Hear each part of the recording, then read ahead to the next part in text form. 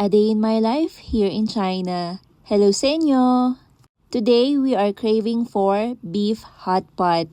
So instead na mag-hotpot kami sa labas, we decided na mag-hotpot na lang sa bahay at bumili ng marinated beef dito sa aming paboritong beef restaurant. Pero alam namin kukulang ito kaya bumili kami ng additional meat. Kaya sinabay na lang din namin yung pag-grocery. Bumili kami ng prutas at kasama na rin sa pagbili namin yung mga ilalahok sa aming hotpot.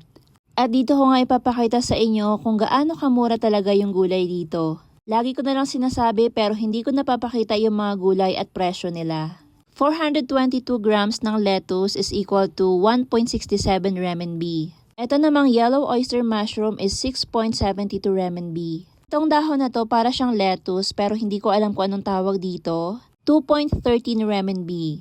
So ito namang broccoli for 2 pieces. Tumitimbang ng 1.04 kg ay nasa 11.01 RMB siya. Ito namang coriander na nagtitimbang ng 162 grams ay nasa 3.20 renminbi.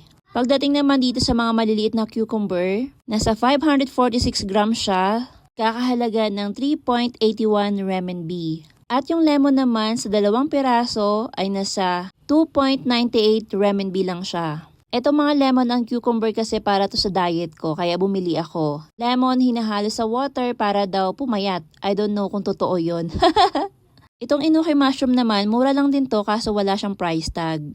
Next natin itong shimiji mushroom. Ang pack ay nasa 3.88 renminbi.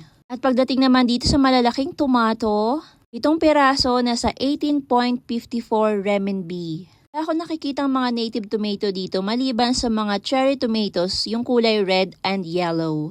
Bumili din pala kami nitong prutas na ngayon ko lang din talaga nakita. Sabi ng asawa ko dates daw pero upon my research, it's a Dali winter jujube. Another variety ng jujube. Sarap at malutong. Tapos bumili din kami ng local yam. Ang tawag nito sa amin ay umag, kapamilya ng ube. Masarap to at nasa 7 renminbi lang din siya. Muha na din ako nitong 2 malalaking cucumber for 5.17 renminbi. Itong carrots naman, nasa 768 grams siya, nasa 5.36 renminbi lang din. Itong mga onion naman na sobrang lalaki, nasa 1.52 kg siya for only 4.55 renminbi. Pero hindi ko alam guys kung bakit nila binabalatan to. Lastly, itong patatas for 1.27 kg ay nasa 3.78 lang siya. So nasa 700 plus yung mga gulay na napamili namin.